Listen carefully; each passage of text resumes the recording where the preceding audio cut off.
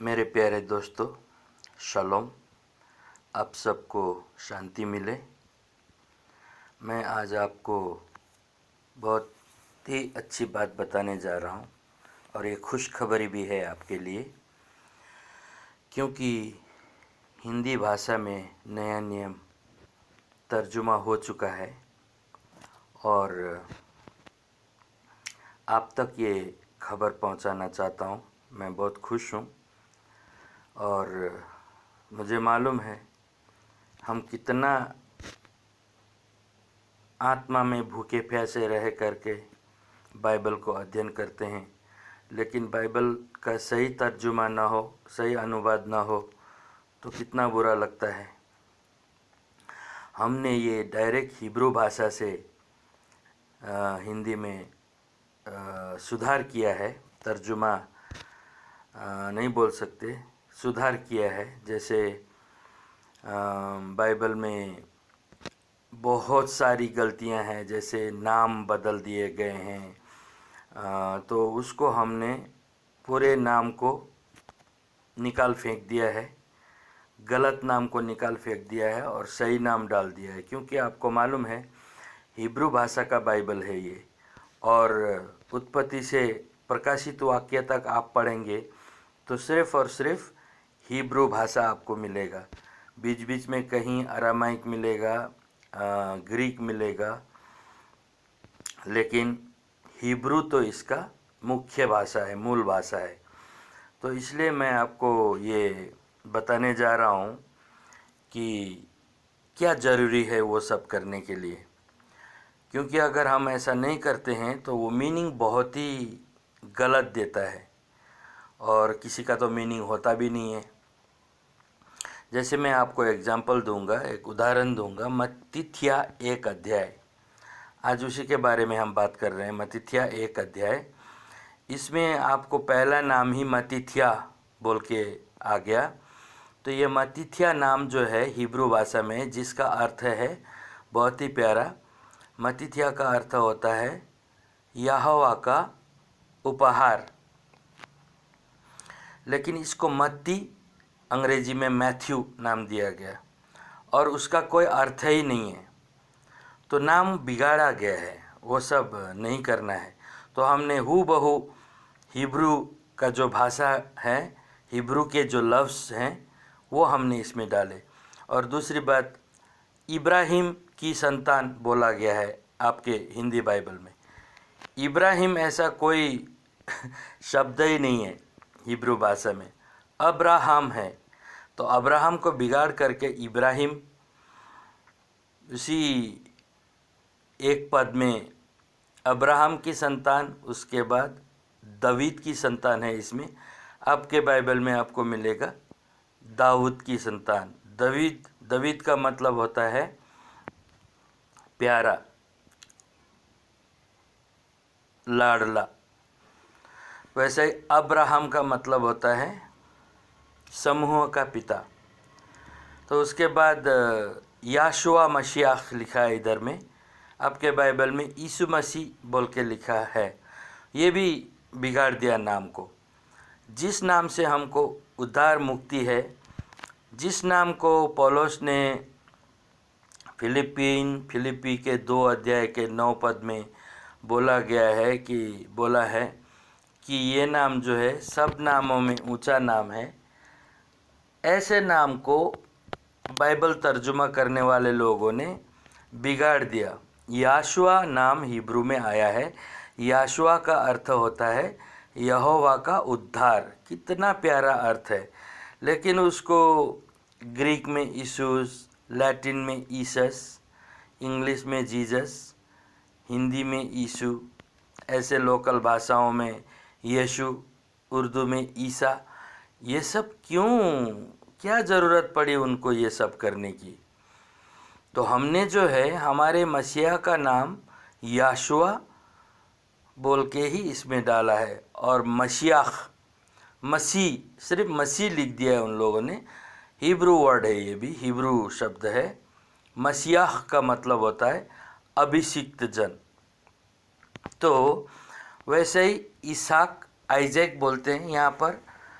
2 पद में अब्राहम से इस्हाक उत्पन्न हुए। इस्हाक का मतलब होता है हंसना हिब्रू भाषा में, उसको आइजाक बोला गया है, वो भी थोड़ा गलत उच्चारण है, इसलिए हमने इस्हाक उनका ओरिजिनल नाम हिब्रू से डायरेक्ट इस हिंदी भाषा में लगा दिया।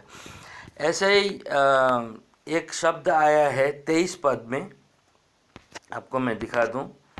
ये 23 पद में अल्मा शब्द आया है, मैं आपको पढ़ के सुनाता हूँ। देखो, एक अल्मा गर्भवती होगी और एक पुत्र जनेगी और उनका नाम इमानुएल रखा जाएगा, जिसका अर्थ है एलोहिम हमारे साथ। अब ये अल्मा शब्द जो है हिब्रू भाषा में, आप यशायाह उसका 7 अध्याय का 14 पद पढ़ेंगे तो आपको ये शब्द हूबहू वहाँ मिलेगा हिब्रू भाषा में।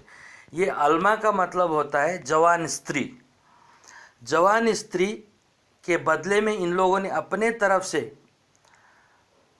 रोमन कैथोलिक लोगों ने भी अपने तरफ से वर्जिन लगा दिया है, मतलब कुंवारी। देखो, एक कुंवारी गर्भवती होंगी। अभी कुंवारी गर्भवती होना तो बहुत अचंभे की बात होता है, शादी भी नहीं हुआ, कुंवारी गर्भवती हो गई, तो इसमें लोगों को बहुत ज़्यादा बड़ा बड़ा शब्द, मतलब सवाल खड़े होंगे। लेकिन अल्मा शब्द सर्वशक्तिमान पिता ने लगाया है, वो इसलिए लगाया क्योंकि जवान स्त्री बोलने से कोई भी प्रश्न नहीं उठाएगा, क्योंकि वो ऑलरेडी शादीशुदा है, सिर्फ जवान स्त्री है वो। तो अल्मा शब्द जो है सही है, उसको हटा करके इन लोगों ने वर्जिन या कुंवारी शब्द लगा दिया था। तो कुंवारी शब्द लगाते ही इन लोगों को अभी जवाब देना इतना मुश्किल हो रहा है, तो लोग कहते हैं कैसे एक वर्जिन, कैसे एक कुंवारी लड़की गर्भवती होगी बिना शादी के। तो इस प्रकार के क्वेश्चंस आज आ रहे हैं। तो एलोहिम भी जानते हैं, सर्वशक्तिमान पिता भी जानते हैं कि लोगों के मन में कितना सवाल भरा हुआ है, इसलिए अल्मा शब्द यहाँ पर लगा दिया गया, ठीक है। तो अल्मा शब्द बहुत ही सही शब्द है। तो जवान स्त्री मगनी होने के बाद में वो एक प्रकार से पत्नी बन जाती है।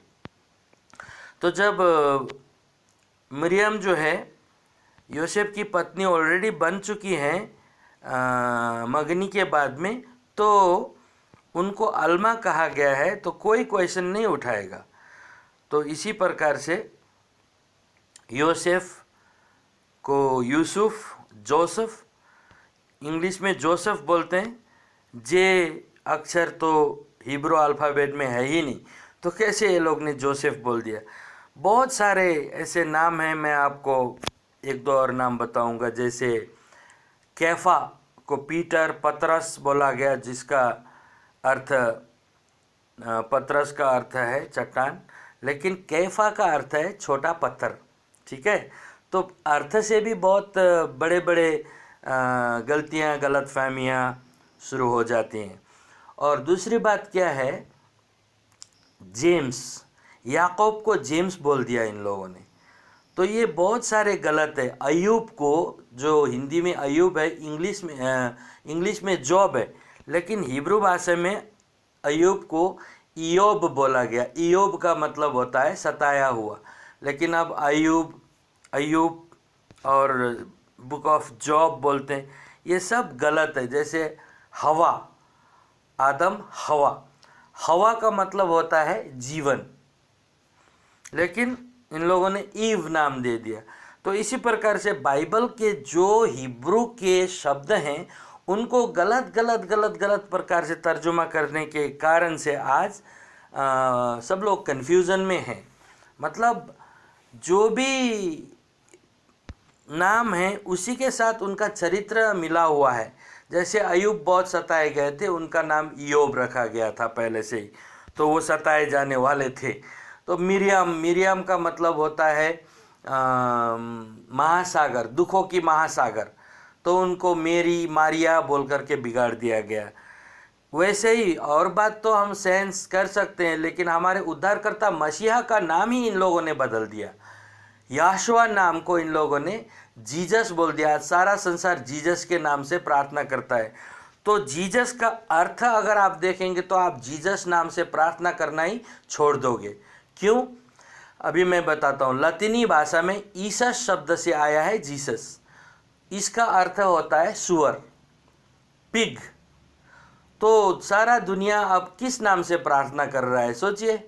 तो इसलिए किसी का नाम किसी को बदलने का अधिकार नहीं है। इन बड़े बड़े बाइबल स्कॉलर्स लोगों ने क्या सोच के हमारे मसीहा का नाम एक गंदे जानवर का नाम से दे दिया। ईसस, जीसस, ये नाम नहीं है हमारे मसीहा का नाम। हमारे मसीहा का नाम है यहोशुआ। यहोशुआ का मतलब होता है यहोवा का उद्धार। तो इसीलिए आपको और हमको आज यहोशुआ नाम से ही प्रार्थना करना है, यहोशुआ नाम में ही बपतिस्मा लेना है, यहोशुआ नाम में ही हमको जीना है, विश्वास करना है। तभी जा कर के आप बच सकते हो, आपके पापों की क्षमा आपको मिल सकती है। तो आइए मैं ये मत्थी 1 अध्याय आपको पढ़ के सुनाता हूँ। इसमें दूसरी बात ये ध्यान रखा गया है कि तू तड़ाक की भाषा नहीं है इसमें। जैसे तेरा नाम पवित्र माना जाए, तेरा राज्य आए, ये सब हमको बर्दाश्त नहीं है। सर्वशक्तिमान पिता को हम तू तड़ाक नहीं बोल सकते, आप बोल सकते हैं। तो इसलिए यहाँ पर आपके हिंदी बाइबल में और इसमें वही भिन्नता मिलेंगी। तो आपको मैं थोड़ा पढ़ने के लिए पढ़कर सुनाना चाहता हूँ, जिसमें आपको मिलेगा एक बहुत ही तमीज़ की भाषा आपको यहाँ पर मिलेगी। तो मैं आपको 18 पद से पढ़ के सुनाना चाहूँगा, तो आप सुनिए। 18। अब यहोशुआ मशीह का जन्म इस प्रकार से हुआ कि जब उनकी माता मिर्याम की मंगनी योसेफ के साथ हो गई तो उनके इकट्ठे होने के पहले से वह रूआक कोदेश की ओर से गर्भवती पाई गई। 19। सो उनके पति योसेफ ने, जो धर्मी थे और उन्हें बदनाम करना नहीं चाहते थे, उन्हें चुपके से त्याग देने की मनसा की। 20। जब वे इन बातों के सोच ही में थे तो यहोवा का दूत उन्हें स्वप्न में दिखाई देकर कहने लगे, हे योसेफ दाऊद की संतान, आप अपनी पत्नी मिर्याम को अपने यहाँ ले आने से न डरें, क्योंकि जो उनके गर्भ में हैं वे रूआक कोदेश की ओर से हैं। 21। वे पुत्र जनेंगी और आप उनका नाम यहोशुआ रखना, क्योंकि वे अपने लोगों का उनके पापों से उद्धार करेंगे। 22। यह सब कुछ इसलिए हुआ कि जो वचन यहोवा ने भविष्यद्वक्ता के द्वारा कहा था वह पूरा हो। 23। कि देखो, एक अलमाह गर्भवती होंगी और एक पुत्र जनेंगी और उनका नाम इमानुएल रखा जाएगा, जिसका अर्थ यह है एलोहीम हमारे साथ। 24। सो योसेफ नींद से जागकर यहोवा के दूत की आज्ञा अनुसार अपनी पत्नी को अपने यहाँ ले आए। 25। और जब तक वह पुत्र न जनी तब तक वह उनके पास नहीं गए और उन्होंने उनका नाम यहोशुआ रखा। तो आपने देखा कैसे आप बोल के कितने अच्छी तरह से यहाँ पर बोला गया। तो इस प्रकार का बाइबल हमको चाहिए आज, जो नाम भी एक भी गलत ना हो, नाम सही सही प्रकार से लिखा जाए और आप बोल करके संबोधन किया गया हो। तो ये बाइबल जो है अभी प्रिंट करना बाकी है भाइयों बहनों। प्रिंट करना ज़रूरी है क्योंकि बहुत सारे पैसे लगते हैं। हम कोशिश कर रहे हैं इसको जल्दी से जल्दी प्रिंट करें, और आप भी कमेंट में अभी से ही लिख लीजिए और हमें बताइए कि ये बाइबल कैसा लगा। और दूसरी बात, आप जो हैं हमें लिखिए आपको ये बाइबल चाहिए हिंदी भाषा में, तो हम आपको मुहैया कराएंगे। आप अपना फ़ोन नंबर भी दे सकते हैं अपने कमेंट्स में। तो जब ये बाइबल तैयार होगा तो आपसे हम कांटेक्ट करेंगे, फिर बाई पोस्ट हम आपको भेज देंगे। तो दुआ भी कीजिए और हमारे लिए, ताकि ये बाइबल जो है जल्दी से जल्दी प्रिंट हो सके और आपके हाथ में पहुंच सके। तो धन्यवाद सुनने के लिए, बहुत बहुत बहुत शुक्रिया। अभी यहीं पर हम समाप्त करते हैं। आने वाले दिनों में और ज़्यादा इन्फॉर्मेशन आपको देंगे और फिर से हम ऐसी इन्फॉर्मेशन आपको बताएंगे। धन्यवाद। शालोम। आपका भाई बेनियाहू, बेंगलोर से।